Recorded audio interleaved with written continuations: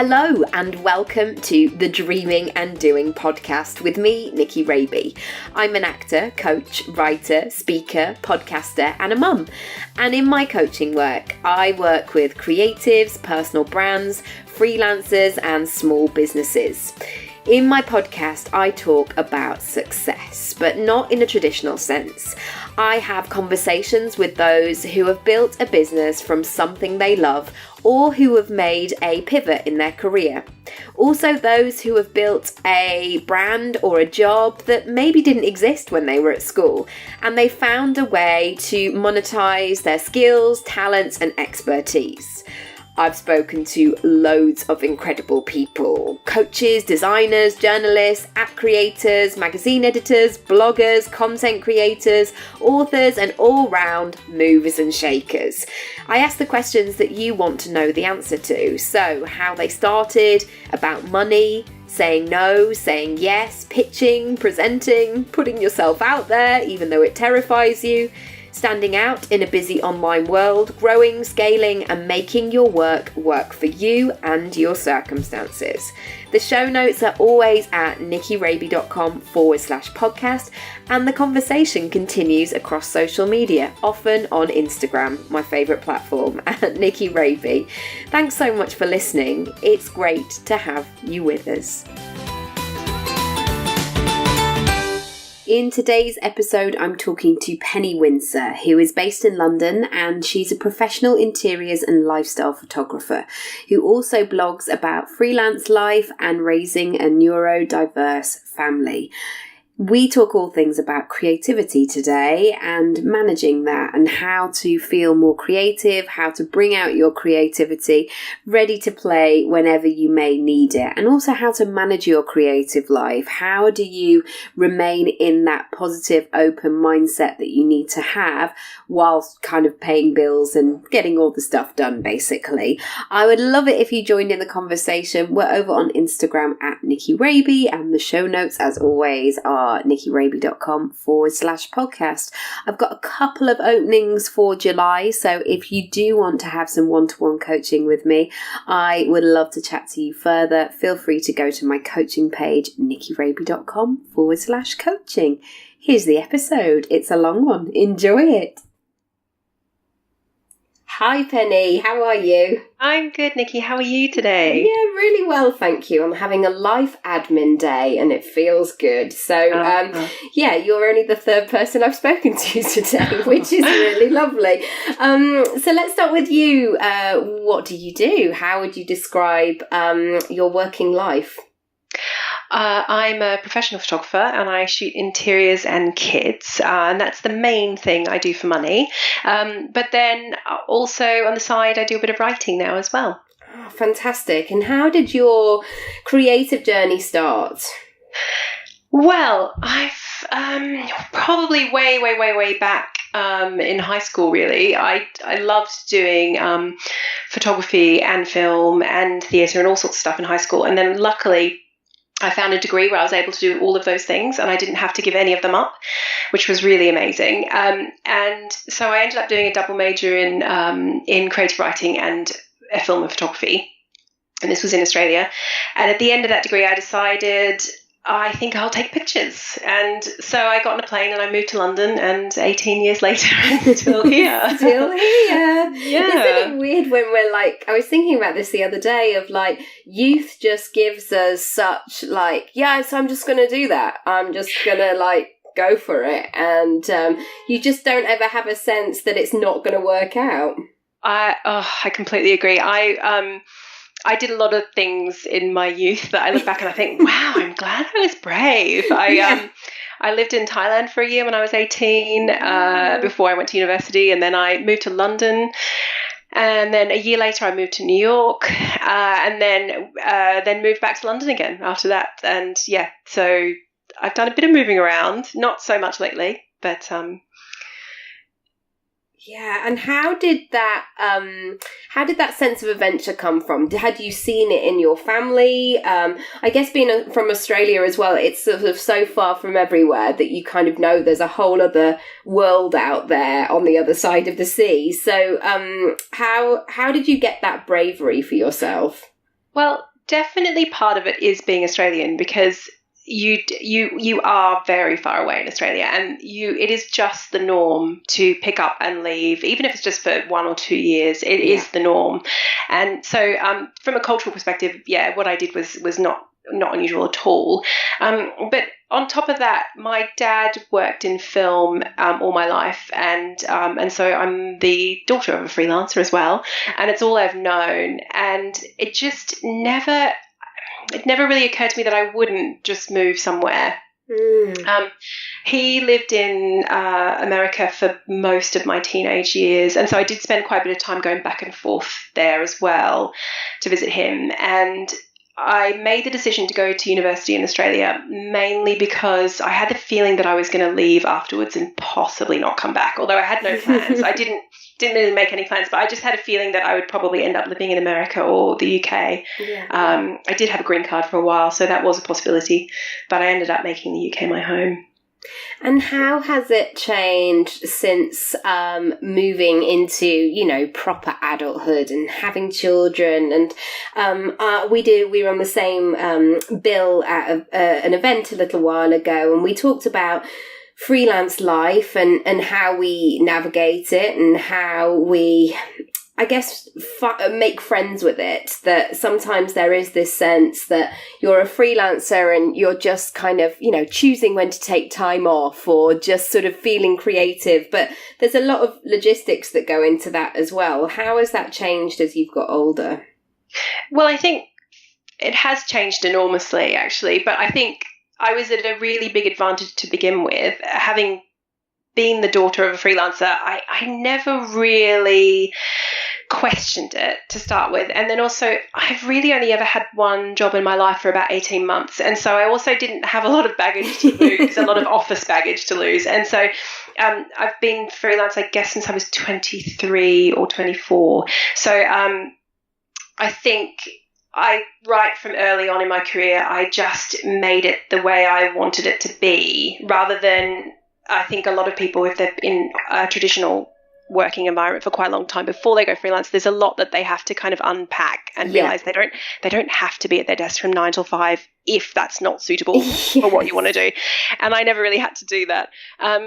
But how it's changed from when I first was freelancing to now, it is quite different. First of all, I was an assistant for 6 years, and so that was quite different. I worked for probably 4 or 5 photographers at any one time, so I was on shoots all the time when I was working.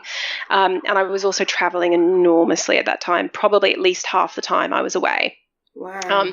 And then when I started shooting myself, which was when I was about 28, it did change because I switched to doing, when I was an assistant, I worked with fashion photographers and documentary photographers, which is why I traveled so much. And then now as a photographer, I do interiors and lifestyle, which I do still travel quite a bit. Actually, I'm going to Norfolk tomorrow for a couple of days. Oh, lovely. But I don't travel to anything like the degree I did before, because when you're working for lots of different photographers, you're obviously always on their shoots. Yeah. And so I was on shoots all the time. Now I'm shooting some of the time, and I'm doing post-production, and I'm, doing all the kind of admin around running a business as well. So I'm not shooting as much as I was back in those days. And also, obviously, I have kids now, and my life has changed quite a bit. And so I have to balance out trips away and also the amount of days shooting with me wanting to be around for them as well. And I think I'm pretty lucky, actually. I think I have a really nice balance at the moment, which is I tend to do sort of 3 full days work a week and then 2 sort of school hour days. And I try and weight the shoots onto the 3 full days that I do, if possible. Sometimes I can't. Sometimes I have to, it gets a bit spread out into the rest of the week. And then doing kind of admin, post-production, kind of office-y type stuff on the other couple of days. Although, life isn't perfect and tidy. It doesn't ever look exactly like that. But that's generally how I try and organise my time these days. What's been in your sort of success toolkit of freelancing life? What are your what's the rule book that you live by, or your own sort of non-negotiables? Oh, non-negotiables. It's funny, actually. Non-negotiables, it's I'd say it's a tricky one, because because things have changed so much for me in the rest of my life the last few years. It's hard to say that anything is non-negotiable in a way, because there's always a different way of doing things. Yes. I've got 2 children and one of them is disabled, and I'm also divorced now as well. So what I think a lot of us think is non-negotiables, what we can't imagine having without or doing without or doing, differently. It's not actually always so non-negotiable as you think. You always find ways, no matter what happens and no matter what circumstances you find yourself in, there are ways to make things work. They just look really different than you expected them to look. That's so true. My mum was a teacher before she retired at quite a complex school, let's say, and she always used to talk about the new normal. Like she'd get to a point where she thought she'd seen and experienced everything, and then something would come out the water and completely blow her away, and she's like, oh, we're in a new normal now. But actually adapting to that and knowing that I guess you're going to be okay and that you can work through things is you get a lot of lessons from those as well, don't you? Yes, that's very true. So I would say that there's almost nothing that's non-negotiable in that sense, because I have learned over the years that I can bend in the wind, so to speak. Yes. But in terms of what I like to do, I, for instance, have childcare 3 days a week, no matter what. And even though I'm freelance and even though I'm not shooting those days, I made the decision a while ago, which was when my son went to school. So from the time my kids were 3 and 5, when they had like preschool and school, to have before and after school care 3 days a week, kind of no matter what, because I've got a nanny on salary. And that was a difficult financial decision to make, and it's a big commitment. But I made the decision because I thought, actually, I need some days where I've got the headspace of many hours ahead of me. And it's amazing, just mentally knowing I've got until 6 p.m. can make such a difference. Yes. Whereas, the 3 p.m. school pickup it can be a real thing looming over your head throughout a whole morning, and it's just a very, very short day. So I made that decision a while ago, and I've stuck with it, and I'm really, really glad I have. But obviously it is difficult. I know a lot of people's dream, or what they imagine their dream is to be able to stop work every day and pick up their kids from school. And that's really lovely if that's what you want to do. And obviously I want to be around quite a lot for my kids, but I do also need headspace, and especially because my son's got quite a lot of, he's got very high needs. And so to me, giving myself those full days and allowing myself the kind of almost luxury of enough time to complete my VAT, enough time to do post-production really properly without rushing it, enough time to take a lunch break, even if it's only short, but just, giving myself time is really, really important. And I don't force myself to be doing exactly money-making things in that time either. I don't say, okay, well, it's Tuesday and the nanny's working till 6:30, so therefore I have to be doing only these jobs that directly affect my income, because there are certain things that obviously are really easy for me to get on with, which is stuff that has a deadline. If I've got a client who needs pictures, by Wednesday, they will get done. It's very easy and straightforward when you have a deadline. But there's a whole other side to running a creative business that's really easy to neglect. And especially when my kids were very small, I did neglect them. I just had to put them on the back burner for a while. But since they were a little bit older and I had a bit more childcare, I give myself the space to do those other things. And that sometimes it's something really practical, like working on my website, updating my website, making sure my agent has the latest pictures from a shoot that's been published so that she can use them as well. So really practical things. But other times it's actually not that practical and not necessarily directly related to earning money immediately, but it might be going for a coffee with a stylist that I really want to work with, or making time to go see an exhibition that I really want to see, going to a magazine shop and having a look at some magazines that I was thinking about pitching some stories to. And it's stuff that may not earn me money at all, or it might not earn me money for a while, or it's just building up all the things that go into my business. And it's just sort of accepting that sometimes it doesn't look like earning money, even though eventually it all kind of feeds into it. That's so true, because I realise more and more so that because everybody has a voice and everybody has a platform, and, you know, I'm sure you will have seen people going, yeah, I'm a photographer now, and you're like, really? You've just picked up a camera. But the sense that you have to come to the table with a really full life and a really full portfolio in terms of what you can offer, that it's not just standardized anymore. Like, I've got the degree or I've got the qualification and now I just take pictures. That you need to have so much of an idea of what's going on in the world, what's trending, what people are talking about, what is an absolute no-no at the moment. And you have to bring that full version of yourself to the table. Yeah, I think that's true. And I think also I would definitely say that not a single client in my entire career has ever asked me whether I have a degree, and couldn't care less if I had one. Yeah, there's always this pressure of like, can you bring your GCSE results to the table? It's like, no, because nobody's ever asked me. No one cares. No one cares. Yeah, I mean, I think in a way the job is about the actual job is about fulfilling briefs, essentially. You know, a client comes to me and I need to fulfill their brief. Yeah. And so I guess I bring a lot into the room, and it is my experience, my technical experience and my creative experience. And it is also just the way I see things and the way I see the world as well. And a lot of that comes from all of the media I consume and all of my inputs. I spend a huge amount of time reading. I think my reading informs my pictures almost as much as any other visual thing might inform it. And in fact, films inform my visual storytelling more than other people's photographs. In fact, I don't, apart from Instagram, just because I enjoy it, I don't really look at other people's pictures very much. I don't actually consume any magazines particularly. I do check on them and see what's going on. And I know the magazines I either get commissioned by or sell stories to, I do keep an eye on to make sure I know what they want. Yeah. But I am not their target market a lot of the time. For me, you know, what informs my work is more likely to be a film or a book or a play than say an exhibition of photography or the latest kind of pretty independent magazine that's sort of, you know, on someone's coffee table.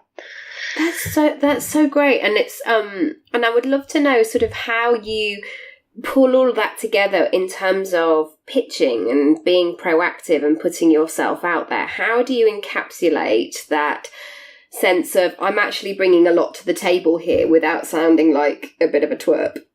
I guess I don't really say it explicitly. It's just I work in a couple of different ways. One of the ways I work, which has been growing more the last few years, is I find so for the interior stories that I shoot for magazines, I work with a writer and we find the houses ourselves and shoot the story and sell it to magazines afterwards as a package. Right. And that's one way I shoot. And with that, it's, you know, a lot of that is about contacts and little searching and finding and having, you know, random little conversations with people and getting someone to put them in touch with somebody else. And so a lot of that is chat and being personable and being nice to people and just being curious about people's lives and asking a lot of questions and having conversations. And then when I find places, what I'm looking for is not just a pretty house. I'm looking for an interesting story. Yeah. And so I guess one of the skills that I've learned over the years is looking for a story and what's the real story behind it and what's interesting about this place. It's not what it looks like. It's often what the stories behind the place that are the things that are really interesting. And then on the flip side, so the work I do get commissioned, the commercial work, it's about kind of coming to the job, and I think a lot of my job is coming in with confidence and knowing what's going to work and what's not going to work. Yeah. And also just getting on well with people and managing relationships. Actually, a lot of what I do is managing relationships on set, because there's usually a bit of a team, and it's there's always a bit of not a tension, but like there's always a bit of a pull between what a commercial client wants and what I do, and trying to get those two and marry them together. So they might come to me and have hired me because they love they'll show me which pictures they love in my portfolio, but then they've got a very certain vision for their brand, and they're coming from a much more commercial perspective, and it's trying to bring those things together and make everyone happy. And by making your client happy, you're not necessarily always doing exactly what they say, because often they'll say something but it's not what they need. And so it's about understanding and recognizing they've hired me for a reason and they like what I do. And so I spend a lot of time gently nudging a client in a certain direction, just to maybe be a little bit braver or a little bit more creative with something. Because they have hired me for a reason, and I've got to sometimes remind myself, if I feel like I'm having to push a little bit, that they've hired me and this is why I'm here. I'm here to hold their hand through what might feel like a slightly scarier direction or a slightly more risky creative direction, because I'm not the brand. I'm coming from the outside and I'm helping them express their brand in a slightly different way. And so that's, I think, quite a creative part of my job in a way, is managing those relationships and making sure that at the end I produce work that they're really happy with, but they wouldn't necessarily have known they wanted right away. Yes. I found that a little bit in acting as well, where sometimes you work with a really terrible like agency person at the sense of the casting. Like, you're working with somebody who is leading the casting, but they don't know how to talk to actors. They just want whatever they put on screen not to look terrible. And so they're always on the cusp of going, can you just act better? You know, they don't know how to articulate it, and you're like, I don't really know what you mean, but sure, I'll give it a go. And I think it's those moments, isn't it, on set, of knowing when to speak up and then knowing when to get your head down and just crack on with the job in hand. Absolutely. No, I couldn't agree more. And I work with some very, very decisive people who know exactly what they want and always know what they want. And they know either their magazine or their brand inside out, and they know when they see it if it's right or not. And we have a 100% trust thing going on where I just completely listen. And then other people who are maybe a little bit less confident in their decision making, or otherwise have a lot of people above their heads who they have to appease. Yes. Which happens a lot. And they need a lot more nurturing on set to try and help them feel confident that what we're doing is the right thing. So it's a lot about relationships, my job, which I guess some people might find a little bit surprising, but and I'm really lucky. I just work with the most amazing people, and I get to work with different people all the time. I absolutely love that side of the job. It's definitely the best part of the job is the variety of people I work with and how interesting they are, and also they're just so lovely in this world of interiors and stuff. Everyone is very, very lovely, and also everybody realizes that they're not saving lives. You know, it's not taken too seriously. I mean, everybody works very hard, but doesn't take it too seriously, which is really lovely environment to be in. I always think about those actors that are in EastEnders or Coronation Street, and they've been there for like 29 years, or like the lady that has worked at Oscar's nursery. Like, poor thing, she looks so tired. But I found out the other day she's been there 38 years, and I'm just like, wow, in the same room. And that is so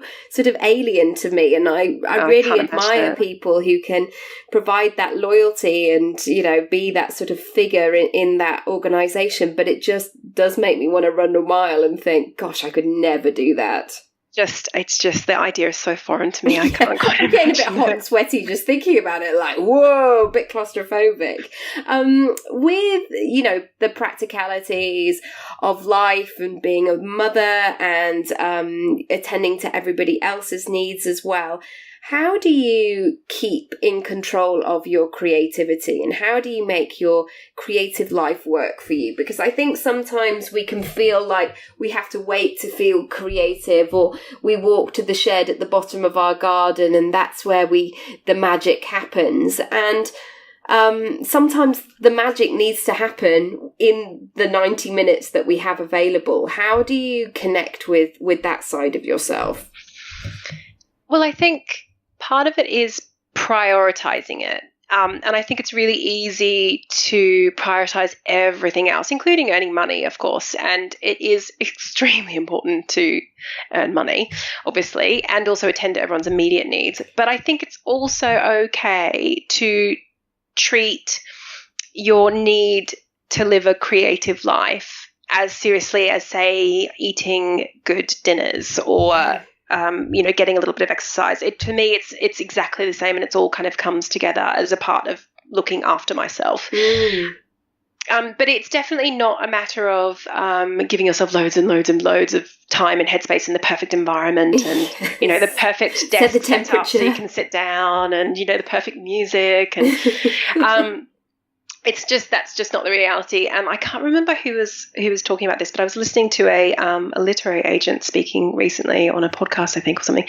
And she was just saying, it's, people imagine that, if they can just get away to a cabin in the woods, they'll finish that book. Right. Or if they just had 2 weeks where they didn't have the children, they could just do this amazing thing. And she's like, actually, you know what? Time and again, I see that just doesn't happen. You give someone the space and they still don't know what to do with it. I think I just end up watching like This Morning or Homes Under the Hammer and just kind of staring gormlessly because I couldn't believe that, I'd have some free time to actually get stuff done. Yeah, no, absolutely. And I just think you just need to carve out little bits here and there and not beat yourself up for doing it. I think that's the most important thing. And it might just be things like, reading is a big one for me. I spend a lot of time reading and I listen to a lot of audiobooks. And luckily for me, I can retouch at the same time as I'm listening to audiobooks. So I can officially be getting stuff done and, meeting a deadline and also listening at the same time, which is amazing. Also podcasts.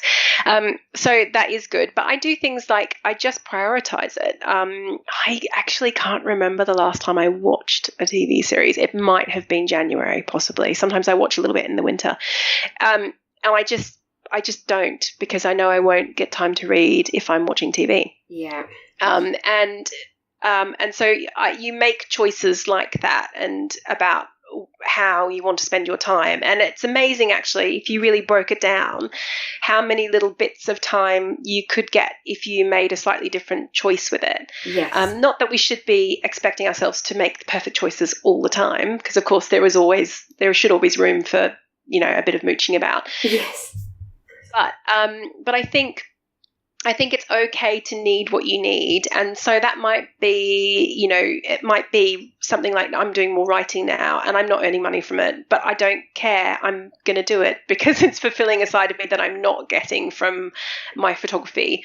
I've been doing photography now as a photographer I've been 12 years or something, and I really enjoy it and I really love it, but it is a certain kind of thing. Yes. And it's, there's a whole other side of me that doesn't really get completely fulfilled from that anymore, especially as I'm getting kind of, as I've been doing it for many years. And I think it's just okay to carve out that time for yourself. And I say this as somebody who now has children in school, and it is completely different. Yes. When you're in those early days and as someone who doesn't have any family in this country and also as a single parent, I don't get any free childcare from anyone. Everything is all paid for. So it can feel really difficult to make that choice to not be desperately hustling for money during that time. It can be really difficult. But I think the more you kind of keep yourself open to ideas, the more you're able to then do with your business. So for me, taking a little bit of time out of a day to walk, because I really enjoy walking really helps me think. Walking and spending 45 minutes going for a walk instead of sitting at my computer hustling can actually do much more for me and my work long term than if I was sitting down cold emailing or doing something like that, because I think you do sometimes need a bit of distance and you need time to reflect. And if you don't get that, often what you'll find is you're just chasing your tail and you're not opening yourself up to different kinds of opportunities, which all eventually do lead to money.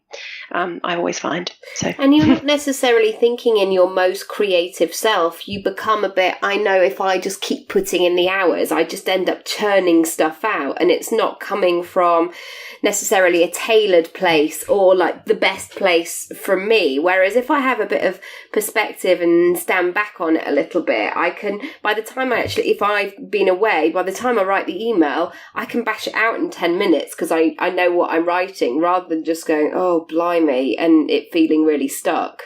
Yeah, definitely. And I think it's all about perspective. And I think taking little bits of time to do something else, or to consciously give yourself thinking time as well. I find walking is really good for thinking time. And I also find as well, when I consciously reflect on what I'm doing with my work. And I think sometimes it's sort of easy to just keep doing the jobs that you have to do, because there's a lot of jobs that always have to get done. But if you take a little bit of time and a bit of headspace to regularly almost do a checking in and a reflection about where you want things to be, where they are now, where you want things to be, what kind of clients do you want to have, how do you want to be spending your days, and all those actual conscious reflection bits as well. Sometimes that just requires time, and we can't necessarily do it really, really quickly on demand in that 10 minutes before that meeting or whatever. There needs to be headspace and time for those things to happen. Well, I started my planning actually for this year back in November, which felt a bit bonkers because Christmas hadn't even happened, and I'm already going, January, woo, let's do this. But what I was able to do was to start to write those ideas down as and when they came, and give myself that, and I'll do it again this year, because it sort of really helped me, rather than having that pressure on New Year's Eve going, right, goals for next year, and then I end up just going, go to the gym. And I'm like, I don't want to go to the gym. The gym is not my happy place. Like, I'd much rather do a dance class or go for a run or something like that. But I think you're right that you have to take control. And if you're not getting what you need to kind of figure out what that is, so you can then find it, rather than going, why is everybody else getting the opportunities that I want to have? And you have to be deliberate in terms of your own career. Yeah, absolutely. I think it's really important to be really deliberate, and it can seem difficult from the outside. You sort of think, oh, I'm here and I want to be there, and I don't know how to get from here to there. But actually, once you give yourself a bit of time and a bit of headspace and a bit of exploring time, the next step reveals itself, and you don't get all the steps. All the steps don't reveal themselves, but the next step will, and then the next step, and then the next, and it's just, one thing at a time. But unless you give yourself a bit of thinking space, those things get lost in the everyday busyness, really. And time will fly by without you kind of almost noticing. So I'm a big advocate of give yourself a bit of time, even though it doesn't look like on the surface you're actually doing anything money making. Yeah, and that's when random people go, this freelance thing, all you seem to do is have coffees. You're like, yep, that is right. I watched a great documentary yesterday actually about fellow Aussie Tim Minchin talking about how he brought Matilda to Sydney, and it kind of dated the whole process of him writing the music for Matilda.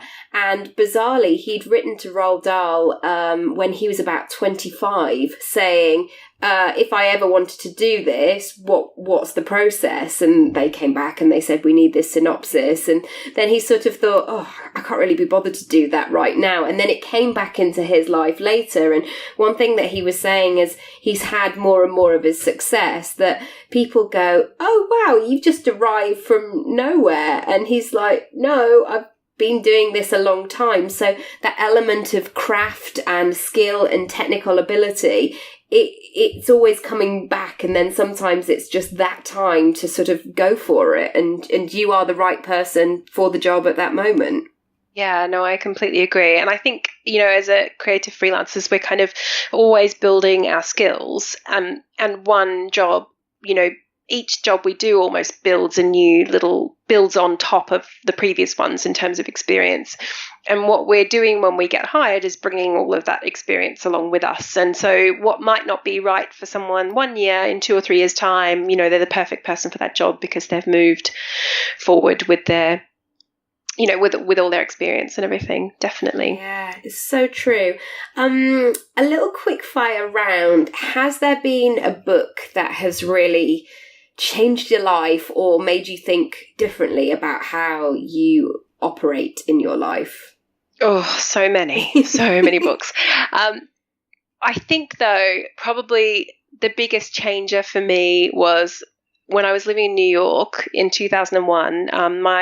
I was working full-time for a fashion photographer, and my flatmate was a writer, and she gave me a copy of, and it was just after 9/11, and it was all just, everything was a little bit of a mess, and there was just so much sadness and grief and stuff going on in the city. And she gave me a book called The Artist's Way by Julia Cameron. I don't know if you know this one. I do, I do. And I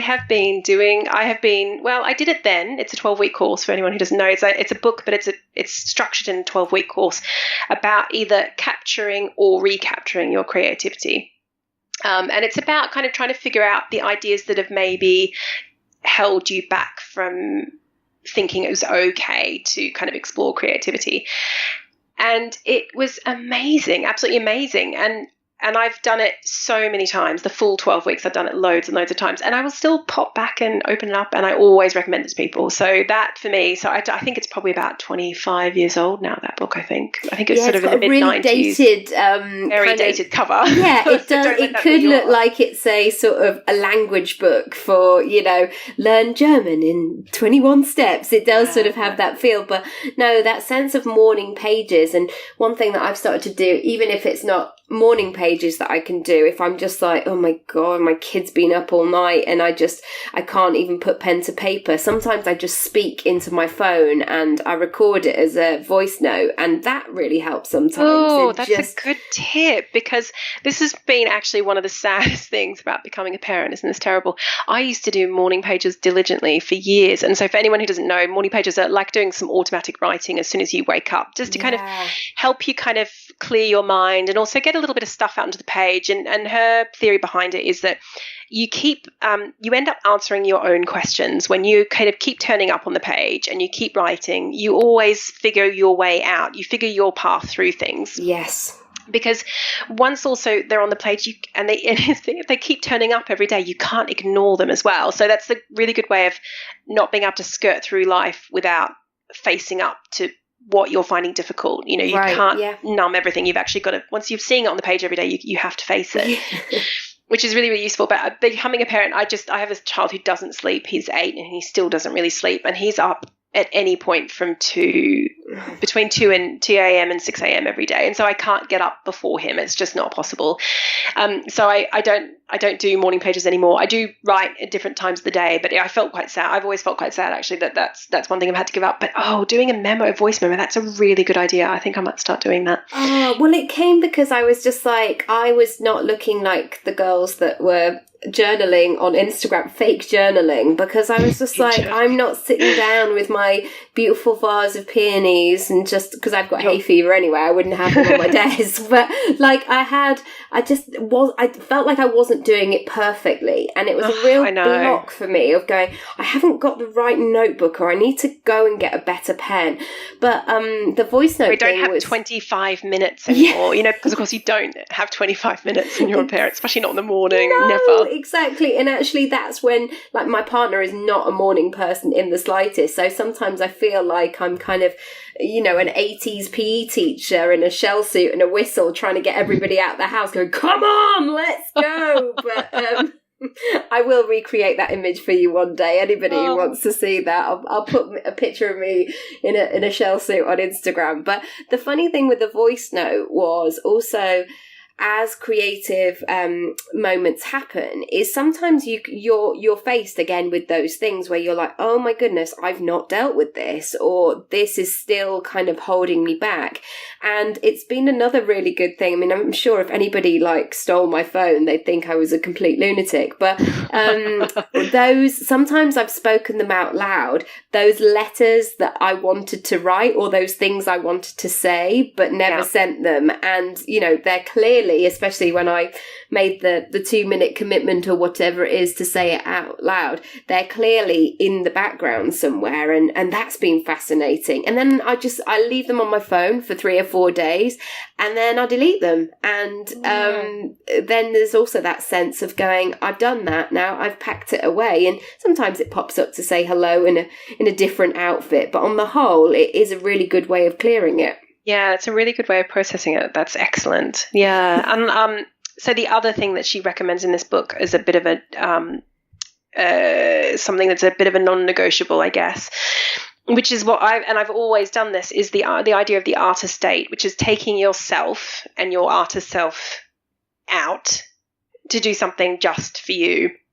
And it's got to be fun. It's got to be fun. It's not allowed to be kind of what you should be doing. There's no shoulds involved. Yeah. So if you don't like going to art exhibitions, you absolutely do not do that on your artist day. Yes. And mine is often, and whenever I can, I do this, is bookshops. I just go and I hang out in a bookshop for an hour, and it's one of my favorite things to do. Just smell the books and look at all the covers and read and decide what I want to read. And but so I think probably so from my early 20s, I really made a big effort to always give myself just a little bit of time to fill the well. And it's something that obviously when the kids are really young, it's very difficult to do, and it doesn't happen as often. But I think it's still a good habit to do it, even if, say, that once a week turns into once a month instead, when your kids are very small. But hopefully, I hope that most people can allow themselves just even the tiniest bit of time. And it might just be that, like I love reading YA books. I mean, there's no reason. I mean, they're just really fun. And so sometimes I just let myself read a YA book. Like, who cares? You know, I don't have to be reading something that's necessarily informing, you know, I don't know, that's informing me politically or anything like that. And so I allow myself to do things like that just because I want to do them. Yes.